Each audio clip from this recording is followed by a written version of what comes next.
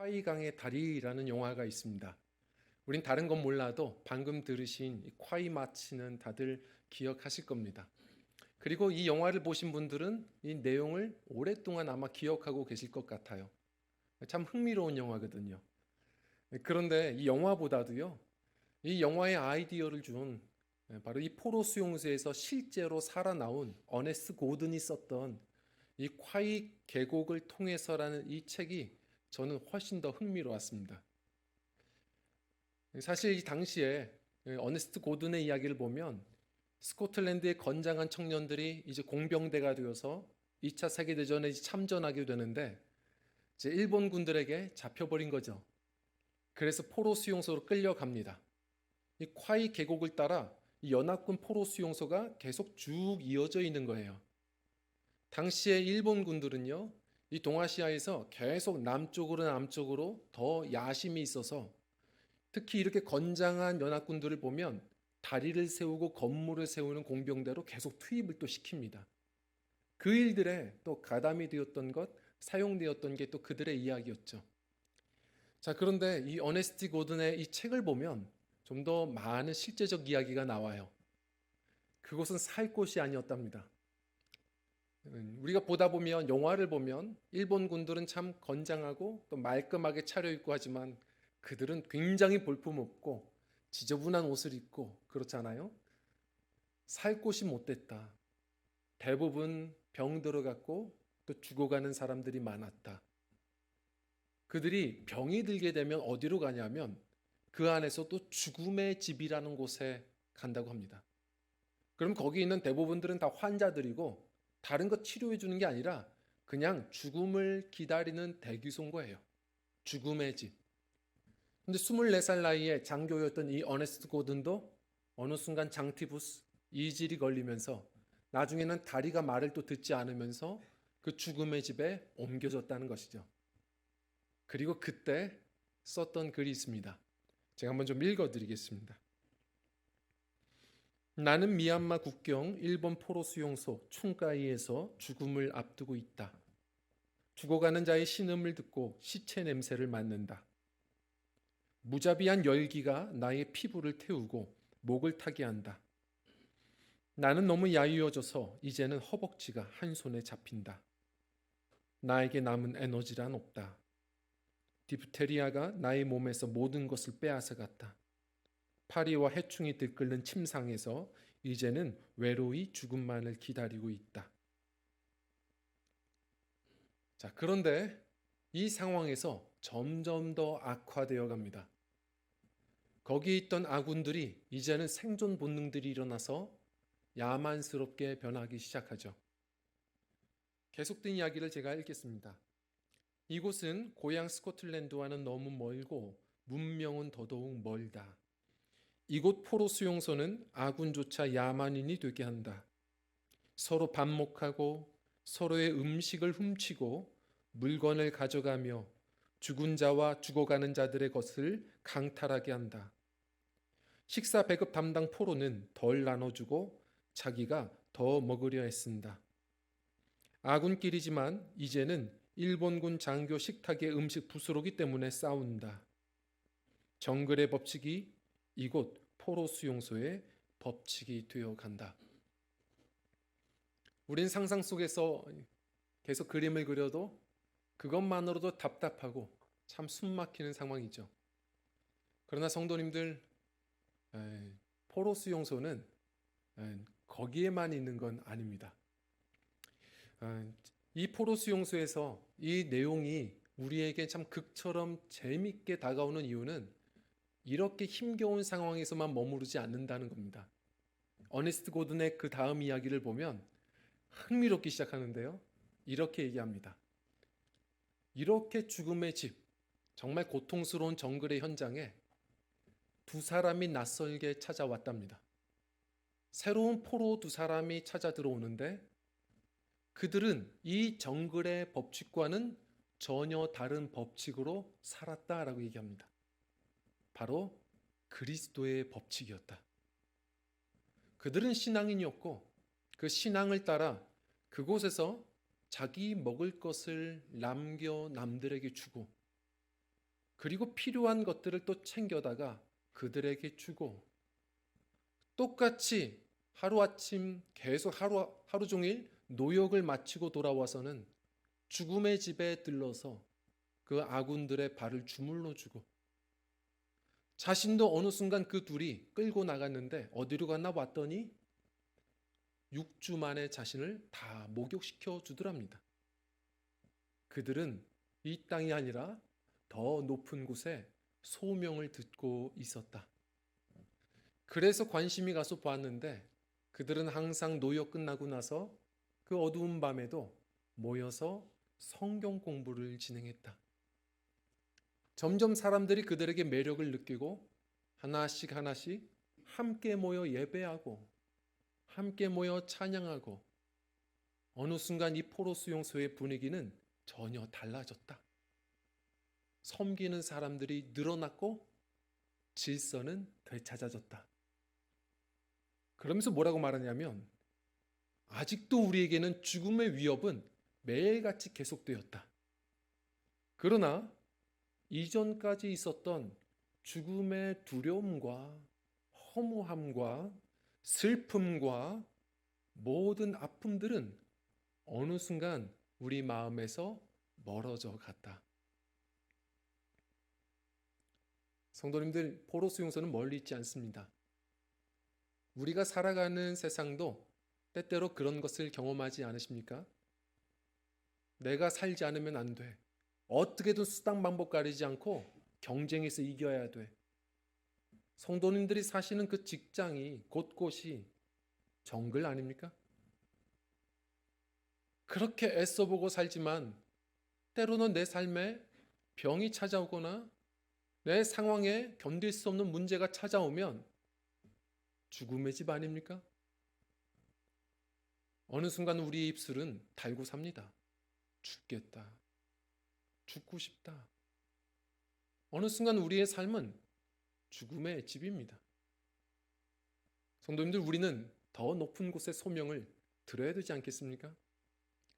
그 순간에도 그 공기를 바꾸는 그 누군가가 있다면 우리가 되어야 되지 않겠습니까? 때때로 죽음의 집을 경험합니다. 그러나 기억하십시오. 성도는 그런 죽음의 기운을, 죽음을 직면하여 설 때 오히려 그것이 부정적인 것만은 아닙니다. 그 순간 성도는 오히려 인생의 진지함을 깨닫고 새로운 것을 깨닫고 되찾을 때가 분명히 있습니다.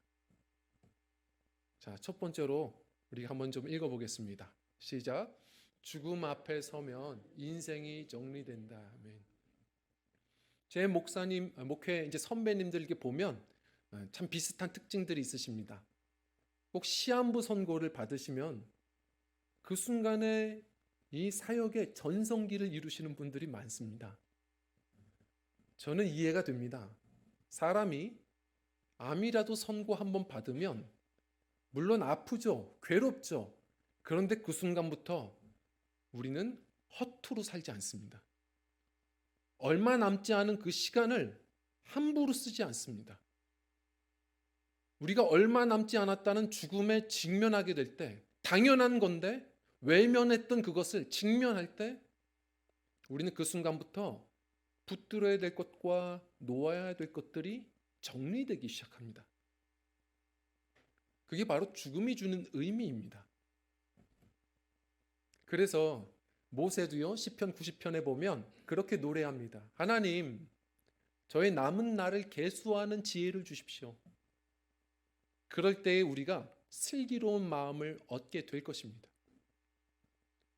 전도서 7장 2절도 이야기합니다. 지혜로운 자는 잔치집에 가지 않고 초상집에 간다. 저도 목회해 봐서 알지만 제가 복음을 전할 때, 설교를 나눌 때 가장 강력한 시간이 언제냐? 장례식 예배입니다. 그 시간은 짧지만 믿는 자들에게도 공감이 되고 은혜가 될 뿐만 아니라 그저 복음을 나눌 수밖에 없는 그 짧은 시간이지만 믿지 않은 사람들도 진지하게 만듭니다. 그 죽음은 우리에게 주는 지혜가 참 많습니다. 우리 이사야서 2장 22절인데요. 우리 한번 읽어보실까요? 우리 같이 읽겠습니다. 시작. 너희는 인생을 의지하지 말라. 그의 호흡은 코에 있나니 새말 가치가 어디 있느냐. 아멘. 우리의 살아가는 삶은 사실 우리가 생각하는 이 삶은 생은 코끝에 걸린 겁니다. 이거 아무것도 아닌 겁니다. 얼마 전에 그 가수 현숙 씨인가요? 세상을 떠나셨습니다. 그런데 그 이야기를 보면서 조금 더 놀랐는데 그 전날까지 전성기처럼 그렇게 공연하고 그렇게 또 많은 노인분들 무료 콘서트 하면서 위로하고 힘을 주고서 피곤하게 가서 이제 집에서 잠들었다가 못 일어나셨답니다. 기억해야 됩니다. 우리가 오늘 지금 코끝에 숨이 살려 있다고 내일도 있을 거라고 생각하는 것은 누가복음 12장에 예수님께서 예화하신 것처럼 그것은 어리석은 자일 뿐입니다. 우리는 하루하루가요. 그래서 한 신학자는 뭐라고 했냐면 잠은 죽음의 연습이다. 내 몸을 내가 어떻게 할 수 없는 시간이 잠자는 시간입니다. 그냥 하나님 앞에 기도하고 맡기고 잠들다가 이곳에서 깨어나면 우리는 또 하루를 선물로 얻은 것 감사하며 사는 것이고 그곳에서 깨어나면 그곳에서 예배하는 것이 우리 성도의 삶입니다. 반드시 우리가 외면해도 죽음은 있다는 겁니다. 성도는 때때로 우리 삶에 이런저런 문제 때문이라도 죽음에 직면하게 될 때 잃었던 지혜를 되찾습니다. 메멘토 모리. 그래서 오래전 초대교회에는 이런 인사를 서로가 또 나눴다고도 말합니다. 메멘토 모리. 죽음을 기억하십시오. 성도는 그것을 기억할 때 겸손해지고 그걸 기억할 때 우리는 하루하루를 낭비하지 않습니다. 자, 그런데 여기서 멈추시면 안 됩니다. 우리 두 번째로 같이 읽겠습니다. 시작. 주님을 기억할 때 소망이 되살아난다. 아멘. 죽음만 기억하면요, 허무해집니다. 우울해집니다. 성경은 그래서 죽음을 기억하라는 게 아닙니다. 그 죽음만 기억하면 반쪽짜리입니다. 예전에 칼바르트라는 신학자가 멋있게 표현해 줬습니다. 성도는 하루하루 기억해야 될 두 가지가 있다. 첫 번째가 뭐냐면 한번 다시 따라해 볼게요. 따라하겠습니다. 메멘토 모리. 죽음을 기억하라입니다. 자, 그리고 두 번째로 또 하나를 기억해야 된답니다. 따라하겠습니다. 메멘토 도미니. 주님을 기억하라입니다. 죽음을 기억하고 그러나 그 죽음의 권세를 이기신 주님을 기억하라는 겁니다. 그럴 때 성도의 하루하루는 우울함이 아니라 낭비하지 않되 이제 이 다음 주님 만날 때를 기억하며 우리는 열심히 주님 주신 사명에 집중하며 살기 시작합니다. 주님을 기억해야 합니다. 주님은 우리를 대신하여 죽으시고 우리를 또한 부활의 예표가 되셔서 첫 열매 되셔서 사망 권세 이기셨습니다. 예수님은 부활의 주요 생명의 주가 되십니다. 그 주님 기억하고 주님 붙들며 살아갈 때 성도님들 삶의 문제가 많고 이 세상은 그래서 어쩔 수 없이 주님 모르니까 살려고 아둥바둥하는 정글이지만 그리스도인들은 그 주님을 기억할 때 어떠한 문제가 있어도 죽음의 기운이 있어도 그 순간에도 생명력을 누리고 주 안에서 오늘도 감사하고 주님과 함께 또한 말씀 따라 승리하는 복된 은혜가 우리에게 있을 줄 믿습니다. 부활이요 생명이신 주님입니다. 자, 우리가 사도신경을 늘 외울 때 이 마지막 부분이죠. 몸이 다시 사는 것과 영원히 사는 것을 믿사옵나이다입니다. 자, 몸이 다시 사는 것과 이게 뭐죠? 많은 분들이 착각하십니다. 우리가 죽으면 영혼이 하늘에 가서 영원히 살 거라고 생각하는 분들이 있습니다. 영혼이 가는 게 아닙니다. 영혼은 워낙에 죽는 개념이 아닙니다. 다시 말해 이 부활이라는 건 뭐냐면 몸의 부활입니다. 예수님께서 우리에게 어느 정도 알려주셨어요. 힌트 주셨습니다. 우린 정확히는 모릅니다. 예수님께서는 부활의 첫 열매 되셔서 우리에게 소망을 주셨죠. 그분은 그래서 이전의 몸과는 분명히 달랐습니다. 갑자기 여인들에게 나타나셨다가, 그리고 제자들에게 나타나셨다가, 뭐 갈릴리로 가셨다가, 시공간을 초월하는 어떤 그런 몸으로 우리가 볼 수 있었습니다. 그런데도 중요한 건 몸은 몸이었습니다. 영혼이 아니라 의심 많은 도마가 만져볼 수 있었고, 그리고 제자들과 함께 조찬, 식사도, 아침 식사도 하셨고, 몸은 몸입니다. 많은 분들이 그냥 철학에 빠지신 분들이 있습니다. 나중에 영원한 나라에 가면 무슨 관념만 살아있을 것처럼. 그렇지 않습니다. 분명히 우리는 정확히 할 수는 없습니다. 그러나 신령한 몸을 입고 그곳에서 주님과 함께 손 붙들고, 그리고 주님과 함께 또한 먹고 마시며 주님 은혜 안에서 기쁨으로 살아갈 것입니다. 이것이 주님께서 보여주신 우리의 절대 소망입니다. 몸이 다시 살 겁니다. 자, 그런데 이후에 그러겠지라고 생각하고 오늘은 부활과 무관하게 사시는 분들이 많습니다. 이 땅에서부터 부활의 주님과 하나 되어 살아가는 것부터 하셔야 합니다. 부활의 능력을 먼저 맛보셔야 됩니다. 기쁨, 평화, 주 안에서 내가 죽었던 나의 많은 것들이 되살아나는, 또 우리 몸에도 치유가 일어나는 주님의 이 생명의 능력을 이 땅에서부터도 경험하며 살아가는 것이 지혜입니다. 영생도 죽어서만 누리는 것이라고 착각하시는 분들이 있습니다. 그렇지 않습니다. 우리가 부르는 찬양처럼 영생을 맛보며 주 안에 살리라, 이 땅에서부터 생명은 시작된 겁니다. 예수님이 뭐라고 하셨냐면, 나는 부활이요 생명이니 나를 믿는 자는 죽어도 살겠고 살아서 믿는 자는 영원히 죽지 아니하리니 이것을 네가 믿느냐 하셨습니다. 오늘 이 요한복음 17장 3절 말씀을 좀 한번 읽어봤으면 좋겠는데요. 같이 읽어보겠습니다. 시작. 영생은 곧 유일하신 참 하나님과 그가 보내신 자 예수 그리스도를 아는 것이니이다. 아멘. 자, 여기서부터 우리가 깨달아야 합니다. 영생은 무엇이냐? 삶이 아닙니다. 알미랍니다. 그런데 그 알미 뭐냐면, 예수님 성경 공부하면 되겠지가 아니고요. 전에도 말씀드린 것처럼 여기서의 알은 깊은 사귐입니다. 남들은 모르는, 나는 아는. 바로 우리 부부처럼 뭔가 서로의 비밀까지 아는 바로 그런 내밀한 관계입니다. 다시 말해 예수님과 깊은 사귐을 가지고 살 때 우리는 이곳에서부터 영생을 누리며 사는 겁니다. 그것이 성경 말씀입니다. 자, 이렇게 얘기를 해보죠. 어떤 분들은 목사님, 저 천국 가면 영원한 삶이 얼마나 지겨울까요? 우리 수준으로 생각하신 겁니다. 우리는 이 땅에서 과거, 현재, 미래 이런 시간 안에 우리는 갇혀서 지금 살고 있는 겁니다. 하나님은 시간을 만드신 분입니다. 하나님은 그 시간 밖에 계세요. 하나님의 시간을 굳이 말한다면 성경이 이야기한 것처럼 1000년이 하루 같고 하루가 1000년 같습니다. 아십니까? 그 주님 나라에서 산다는 것은 기억하십시오. 시간이 아닙니다. 관계입니다.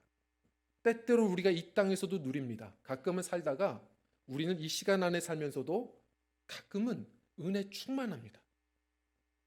온전함과 충만함을 누립니다. 이것은 순간이지만 영원을 지금 맛보는 겁니다. 바로 그러한 은혜가 저 천성에서는 온전하게 늘 누려지는 겁니다. 영원은 시간이 아닙니다. 관계예요. 이 땅에서부터 생명 되시는 주님과 사귀어 살 때 우리는 이 시간부터 영생을 맛보며 살아갑니다. 자, 이런 거죠. 생명이 뭡니까? 우리 성도님들 생명 얘기하면 내가 그냥 숨 쉬고 사는 것 이렇게 생각하세요. 근데 성경은 더 깊은 생명이라는 의미가 있습니다. 그게 뭐죠? 에베소서 2장 5절에 보면 이렇게 얘기합니다. 너희가 죄로 죽었거니와, 이미 죽었었답니다. 우리가 언제 죽었습니까? 그런데 사망이랍니다. 이미 사망이었답니다. 예수님과 떨어져 있으면 그게 사망인 겁니다. 여기 있는 꽃이 산 것 같아도 그러나 아무리 말려도 시간 지나면 푹 꺼질 겁니다. 뿌리에서 잘렸으니까요. 그러나 떨어진 가지도 시간 안에 접붙여 주면 말려도 꽃이 피고 열매 맺습니다. 그래서 뭐라고 얘기하냐면 너희가 죄로 전에는 죽었었거니와 이제는 그리스도 안에서 너희가 살았느니라. 하나님께서 살리셨다라고 얘기합니다. 예수님이 말씀하셨습니다. 나는 부활이요 생명이니. 예수님이 생명이십니다. 그 주님과 사귈 때 오늘도 우리는 그 은혜를 누리며 살아갑니다. 그래서 오늘 말씀은 얘기합니다. 요한일서 5장 11절부터 13절인데요. 우리 13절 말씀 한번 좀 읽어볼까요? 시작. 내가 하나님의 아들의 이름을 믿는 너희에게 이것을 쓰는 것은 너희로 하여금 너희에게 영생이 있음을. 아멘. 아들이 있는 자에게는 생명이 있고 아들이 없는 자에게는 생명이 없느니라. 너희들에게 얘기하는 이유는 무엇이냐? 너희 착각하지 말아라. 나중에 나는 영생할 거야 라고 해서 그냥 그것을 미뤄두지 말고 오늘부터 누려라. 이미 살아계신 주님은 너와 함께하고 영생이 너희 안에 있느니라 얘기하시는 겁니다. 그래서요, 저는 이렇게 말씀드립니다. 세상은 그 생명이신 주님을 모릅니다. 그래서 생존으로 사는 겁니다. 내가 어떻게든 살아야지. 어떻게든 싸워서라도 얻어야지. 그렇게 해서 오래 사는 건 생명입니까? 남들 헐뜯고 어떻게든 남들 힘겹게 하고 핥히고 그러면서 사는 것은 제가 볼 땐 오래 살아봐야 그건 생명입니까? 좀비예요. 생명으로 살아야 됩니다. 예수님과 함께 주님의 마음으로 살고 주님의 말씀으로 동행하며 살 때 내 안에 주님이 함께 하시면 여기서부터 생명력이 넘쳐지기 시작합니다. 무슨 얘기냐? 어린아이는 아무리 걱정해도 괜찮아요. 시간 지나면 생명 있으면 자랍니다. 누가 말려도 그 아이가 감기 걸려도 때론 약을 못 줘도 열을 내서라도 그 온도를 떨어뜨리며 아이는 또 살아갑니다. 생명 능력이라는 건 무섭습니다. 저희 교회는 여름만 되면 제가 걱정이 좀 많습니다. 세례식을 안 해도 곳곳에 세례가 막 벌어질 때가 있어요. 비가 많이 오면 이게 가끔 셀 때가 있습니다. 근데 너무 걱정하지 마셔도 될 것은 이제 관리하시는 분과 얘기해 봤더니 원인을 찾았다. 위에 있는 화단이 그렇다. 예전에도 했던 얘기거든요. 그래서 제 마음이 좀 더 어려웠어요.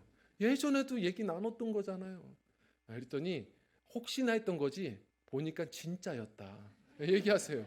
왜 그러냐면 제가 여기서 무서웠는데 왜 비가 새느냐. 다 밑에 이렇게 콘크리트도 있고 하는데 놀랬답니다.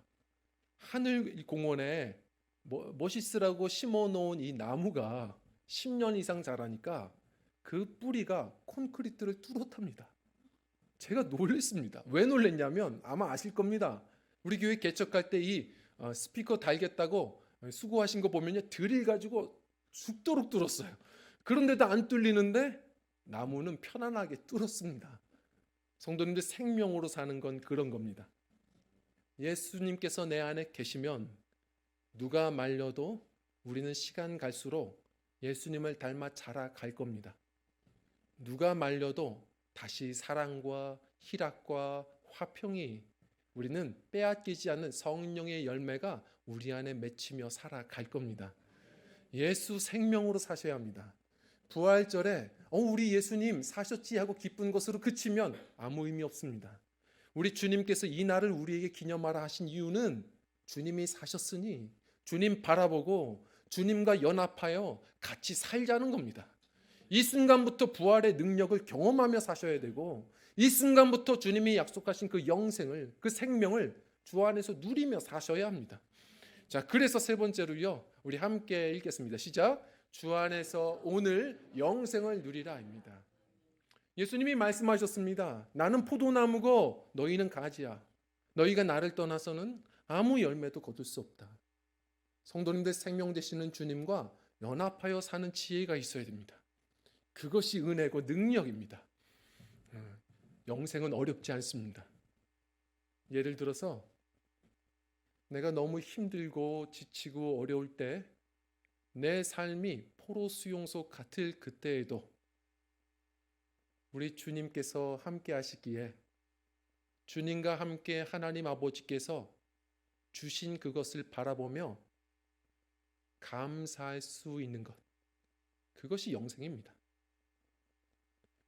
우리 삶 속에 정말 힘겹고 지치는데 그래서 여유가 없어서 그냥 길을 걷는데 그러나 주님께서 보게 해주신 그 길가에 핀 들꽃을 보며 주님의 그 솜씨를 한번 묵상하고 주님께서 주시는 마음으로 또한 잘 가꾸어 보는 것, 그것이 영생입니다. 참 피곤하여 지친 몸과 마음이 저녁에 집에 돌아와서 가족들과 둘러 앉았을 때 함께 손잡고 식사 기도를 나누고 그리고 함께 웃으며 서로를 위로하며 식사할 때 그 순간 주님과 함께하는 영생입니다. 참 잃은 건 많지만 괴로운 건 많은데 정말 죽음의 집과 같은데 죽고 싶은데 그 순간에도 우리 주님 바라보며 주님이 주신 마음으로 그래 내가 믿음으로 살아야지, 믿음을 동요매고 일어나는 그것도 영생입니다. 생명이신 주님과 함께 사는 그것이 영생입니다. 그래서 한 젊은 율법사가 주님을 찾아왔어요. 주님은 무엇보다 섬기며 사랑하며 사신 분이거든요. 그래서 이런 질문과 대답이 오고 갔습니다. 한 율법교사가 예수님을 시험하여 선생님, 제가 무엇을 해야 영생을 얻겠습니까? 그때 예수님께서는 오히려 네가 율법교사 아니냐? 율법에 뭐라고 하더냐? 그때 이 청년은 얘기하죠. 예, 하나님과 이웃을 사랑하는 것이라고 하셨습니다. 예수님은 네 대답이 옳도다. 이를 행하라. 그리하면 네가 살리라. 라고 하셨습니다. 어네스트 고든이 이 포로 수용소에서 한 끔찍한 장면을 경험하게 되죠. 한 번은 노역을 마치고 돌아왔는데 일본군이 와서 얘기합니다. 누가 삽 한 자루를 훔쳐갔어? 누구야? 아무도 나오지 않자 갑자기 총뿌리를 겨눕니다. 지금 나를 무시해? 누가 훔쳐갔어? 아무도 나오지 않습니다. 정말 지금 총이라도 쏠 것 같이 위협을 합니다. 사고가 일어날 것 같습니다. 근데 그 순간에 한 젊은 스코틀랜드 청년이 손을 듭니다. 저를 때리십시오. 제가 실수했습니다. 그때 일본군은 흥분한 나머지 그 총의 개머리판으로 계속 때리기 시작합니다. 맞다가 결국 쓰러졌고 그 청년은 그렇게 죽었습니다. 근데 그 뒤에 곧바로 한 일본군이 다가오더니 이야기를 하는 거죠. 실수였어. 우리가 숫자를 잘못 셌어. 삽은 그 자리에 있어. 그리고 두 사람은 사라지는데 남은 이 연합군 병사들은 큰 충격과 혼란이 왔습니다. 다른 충격과 혼란이 아니라 이런 생각이었던 거죠. 그리스도의 법이 무엇이길래 다른 일을 위하여 이렇게까지 희생할 수 있나? 그 그리스도의 향기를 맡았던 많은 이들이 또 이 어네스트 고든은 바로 요한복음에 주님께서 주신 말씀처럼 주님은 친구를 위하여 목숨을 버리시는 분이었구나. 주님은 섬기기 위하여 이 땅에 오셨구나. 그 법칙을 계속 고민하고 그 포로 수용소에서 섬기고 나와서 이 고든은 목사님이 되시죠. 성도님들 어떠십니까? 사실 내 인생이 죽음의 집이다 생명의 집이다는 환경의 문제가 아닙니다. 지금 내가 이곳에서 예수님을 바라보고 주님과 함께 연합하여 사느냐의 문제입니다. 환경이 아니라 예수입니다. 주님이 부활이고 생명이십니다. 그 주님의 은혜를 누리며 사는 우리는 똑같은 이 정글에서 살지라도 우리의 입술의 고백은 전혀 달라지기 시작합니다. 제가 구상 시인의 한 시를 읽다가 좀 감동을 해서 같이 좀 읽어 드리려고 합니다. 은총에 눈을 뜨니 이제야 하늘이 새와 꽃만을 먹이고 입히시는 것이 아니라 나를 공으로 기르고 살리심을 눈물로써 감사하노라. 아침이면 해가 동쪽에서 뜨고 저녁이면 해가 서쪽으로 지고 때를 넘기면 배가 고프기는 매 한 가지지만 출구가 없던 나의 의식 안에 무한한 시공이 열리며 모든 것이 새롭고 모든 것이 소중스럽고 모든 것이 아름답다. 똑같은 정글일지라도 그곳에서 함께 하시는 주님, 그 은혜를 누리며 살아갈 때 우리의 입술의 고백은 달라지는 것이죠. 우리가 살아가는 곳은 생명 되신 주님과 함께하는 생명의 집이구나. 그 생명력으로 우리는 많은 사람들 앞에 또 사랑과 희락과 화평의 꽃과 열매를 드러냅니다. 그 더 높은 소명을 들읍시다.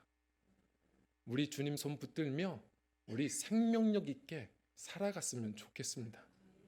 그래서 환경이 어떠하든지 간에 우리 이 부활절 이 아침 예배를 드리는 우리는 우리 입술에 새로운 고백, 죽겠다가 아니라 이러한 고백이 터져 나왔으면 좋겠습니다. 주님이 함께 하시니 모든 것이 새롭고 모든 것이 소중하고 모든 것이 아름답구나. 우리 함께 고백하며 살아가는 우리 저와 성도님들의 삶의 여정 되시기를 간절히 축원드립니다.